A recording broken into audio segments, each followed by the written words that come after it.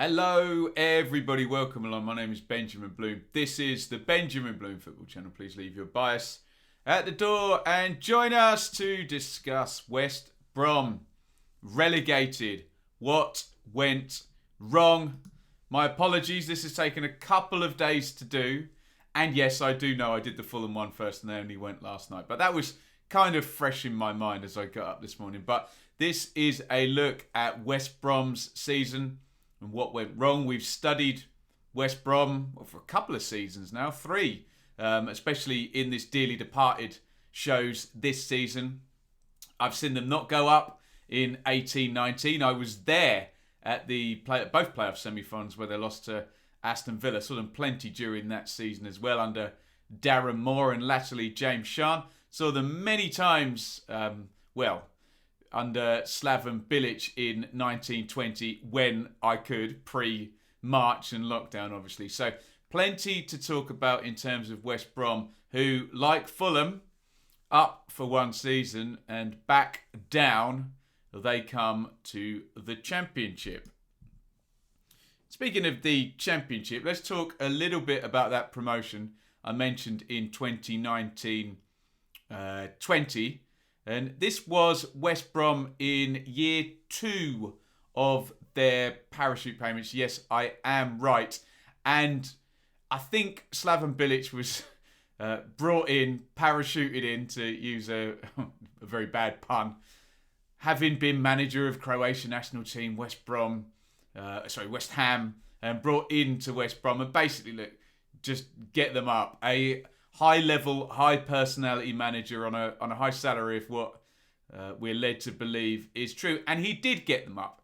Was it convincing, as in, the normal couple of years, 18 months it takes to really shape a side in your image, or maybe even longer than that in terms of a club and their philosophy and how they want things to work? Was it that type of promotion? No, not really. Was it a clever promotion on the back of Bilic? Probably was, actually.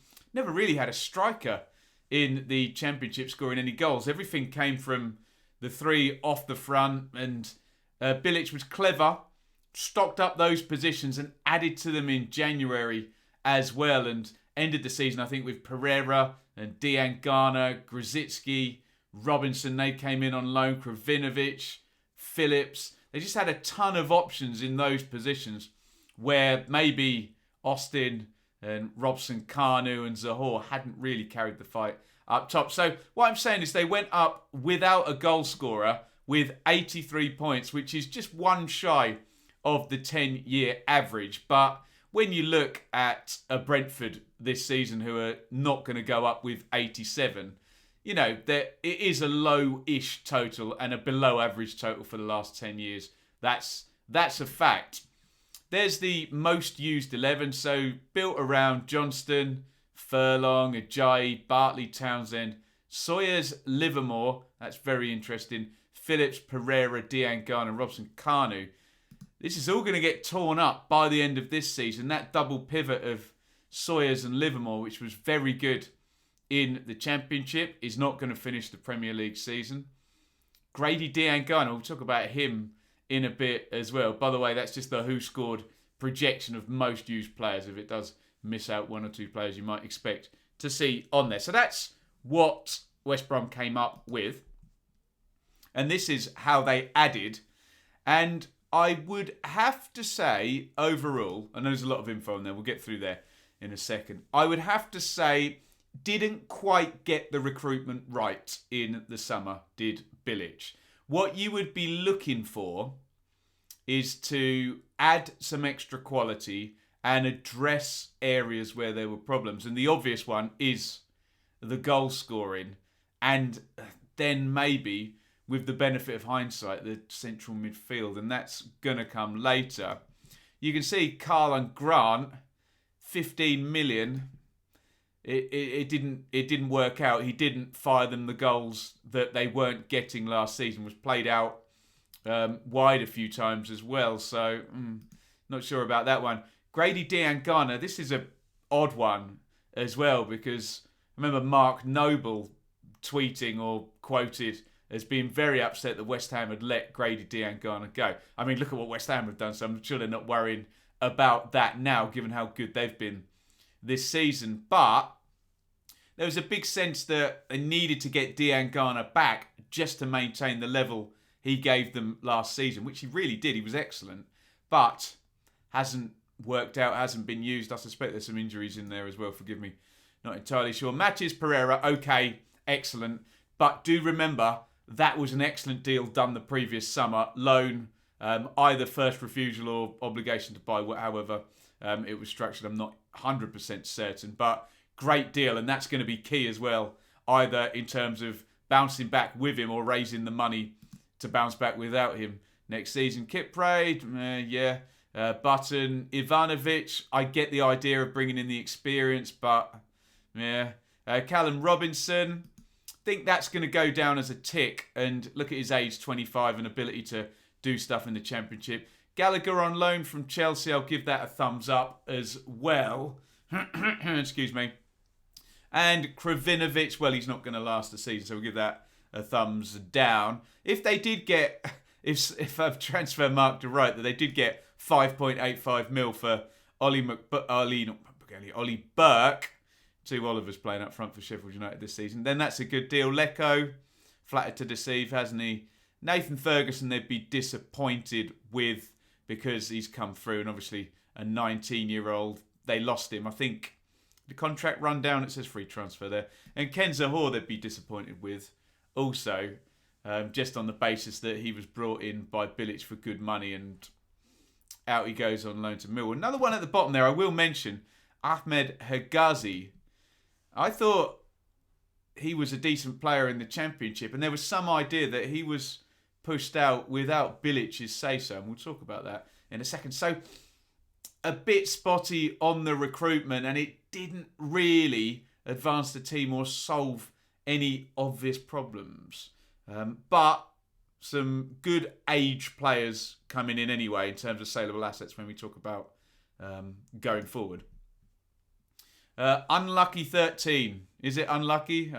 I don't know. That's the first 13 games for West Brom, and whatever it is, it's a poor first 13.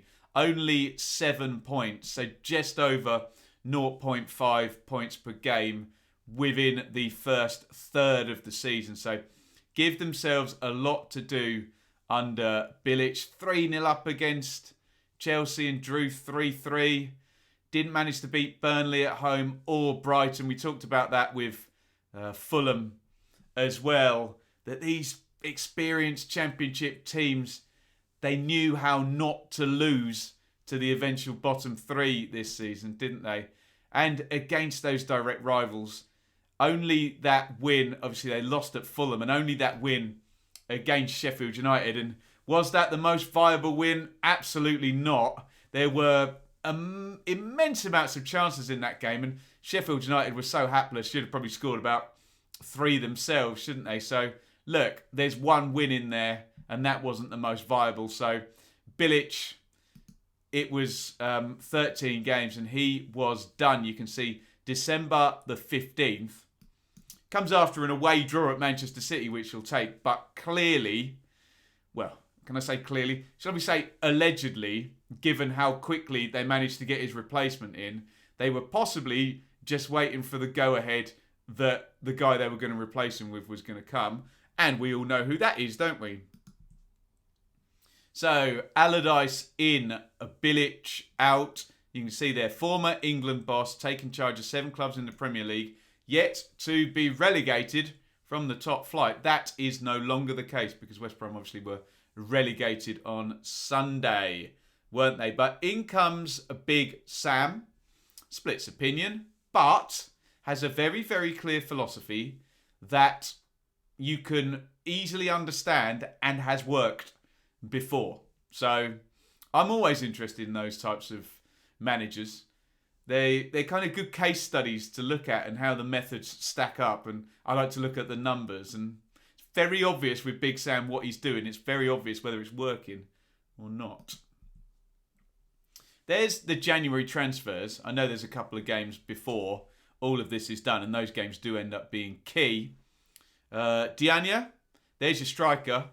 And we know Big Sam wants physicality, he wants power, and he wants goals from his striker. Diagne in on loan from Galatasaray. Snodgrass, he signed permanently, was he? I didn't realise that. I thought he was just a free transfer or a loan deal or something like that. But looks like they paid 100 grand for him. There we go. Snodgrass known to Big Sam. Lonergan, well, that's cover. Yokuslu, it's a clever one, that one. Decent Turkish defensive central midfielder. And Maitland-Niles, some quality there. And you can see that central midfield position. They went up with Romain Sawyers and Jake Livermore. And in the end, a lot of games, I think I'm right in saying, were played with Yokuslu sitting behind Gallagher and Maitland-Niles. 3 lone players in the middle of the pitch. So maybe looking back to that summer, Bilic needed to address that. I'm a big fan of Romain Sawyers, and obviously Jake Livermore's had a long career at the top level. But with the benefit of hindsight, that may have been a position that they didn't get right, did they? Any outs of any interest? I guess Charlie Austin and Filip Kravinovic going out on loan, as well as Cedric Kipre as well, or Kravinovic not finishing the season. It says a couple of things. It says that the players that got West Brom up, in terms of those players being there, were farmed out by Big Sam. And also Kipre, well, he came in at the start of the season and he's going out on loan halfway through. So a bit of an idea that the squad didn't transition through from Championship to Premier League, and some of the recruitment wasn't necessarily on point. And the transition to Big Sam just takes too long, doesn't it? You can see by the time the transfer window closes, look at that, Saturday 30th of January, 1, 2, 3, 4, 5, 6, 7, 8 games played, only 5 points for Allardyce. So, not that much better than Bilic before the window closes and before the players seemingly manage to understand and interpret what he's asking them to do on the pitch. He's been a master before, Allardyce, at coming in during a season and immediately getting a reaction. But those 8 games, did I count? 1, 2, 3, 4, 5, 6, 7, 8. Yeah, 8 games with 5 points added on to Bilic's start really means you're looking at too little, too late. 23 games, 12 points, 15 games to play at that point. Even a point per game, which is over the whole season, going to get you away from it, would only take them to 27 points. And to get to the actual 38 points, point per game, and it looks like he's going to need possibly a bit more than that this season to get 17th position, then you're looking at a 26 points in the last 15 games, and it's going to be a big jump that's needed. Do they get a jump? Yes, they do, but it's too little, too late. Look at that, draw with Man United, a clean sheet against Burnley, a win against Brighton. Okay, they missed a couple of pens, didn't they? Draw against Newcastle, 2 great wins there against Chelsea and against Southampton. And just some disappointing ones in there, I guess, and it's the draws you're looking at. Late equaliser for Villa, wasn't it? 25th of April there. And look at that, West Brom 0, Newcastle 0, Burnley 0, West Brom 0. There were some big chances in that Burnley game. I remember one where there was 3 chances in one go. It hit the post, it gets cleared off the line. And then against Newcastle as well, Steve Bruce parks the bus and it works. And if you added in a couple more victories to them, obviously taking points off their rivals, then you would have got the big, huge rise that West Brom would have needed. Still, for Allardyce in that period, there's 3 wins and 5 draws, which is 14 points across 1, 2, 3, 4, 5, 6, 7, 8, 9, 10, 11, 12 games. So look, if you go through the whole season doing 14 points from 12 games, you're going to be well safe. You're going to be into the mid-40s with your points, I guess, if my maths is working out. So there is some kind of argument that Pereira clicked, Robinson started contributing, some clean sheets started happening, more than a point per game started happening, but it happened too late.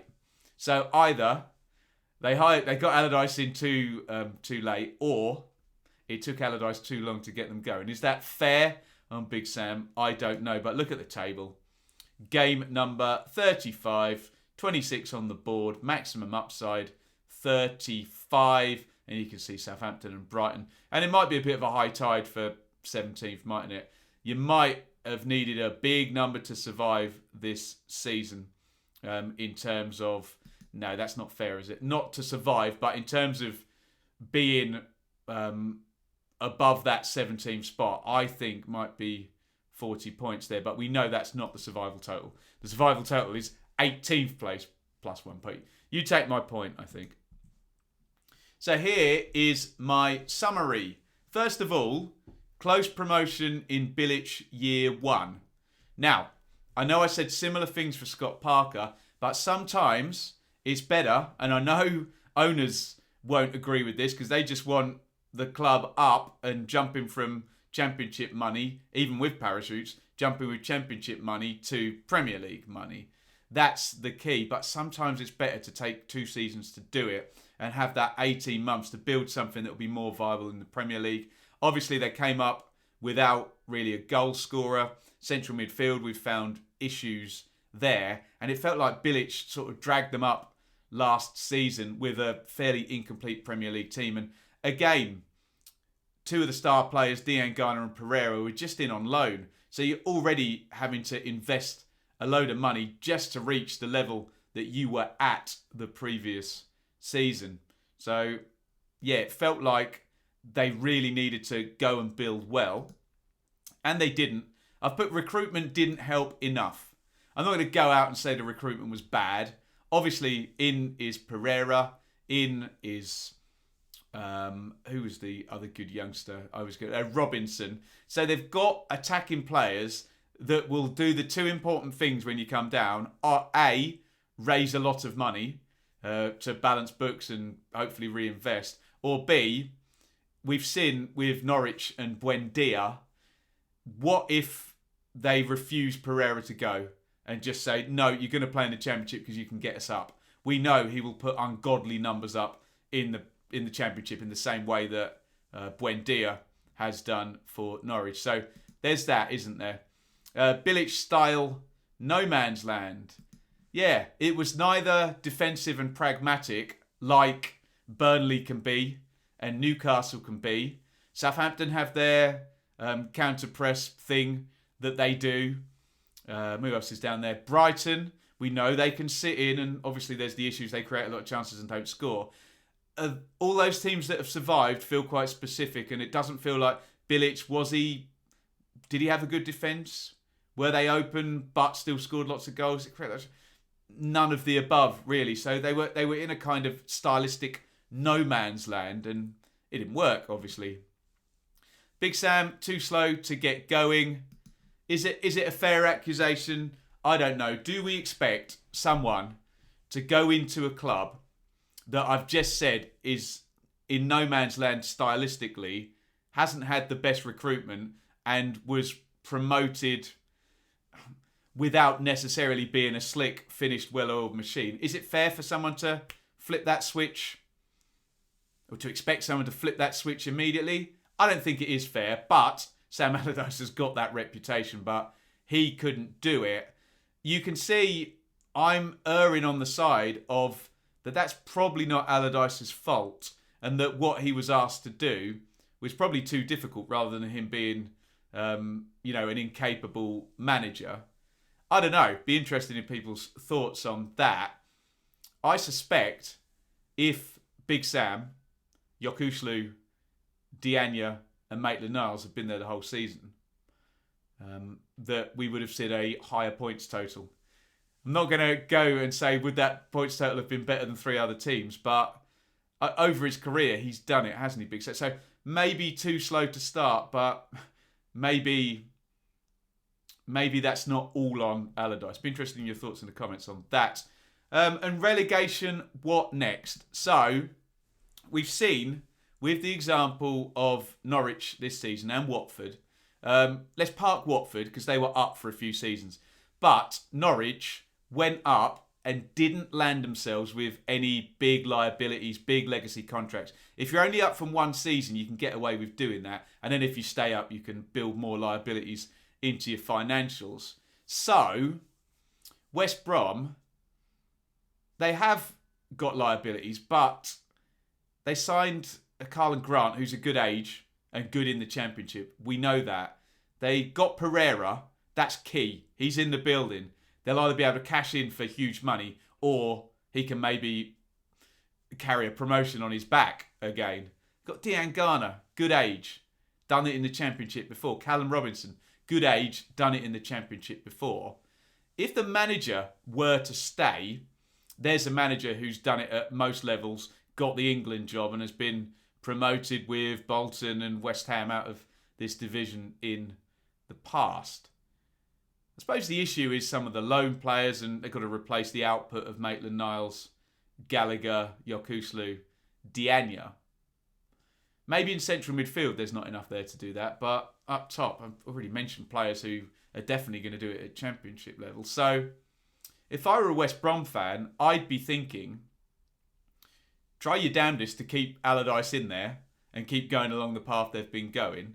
Try not to hemorrhage too much in terms of quality, and really that means Pereira, doesn't it? But not to be scared if you have to sell Matheus Pereira, who's been doing well in the Premier League, and you get the 25, 30 million or whatever that Premier League players tend to raise, and that keeps the wolf from the door, or you can invest, and you're still going in with Robinson, Dean Garner, Carlin Grant, who are good in the Championship. They really, really are.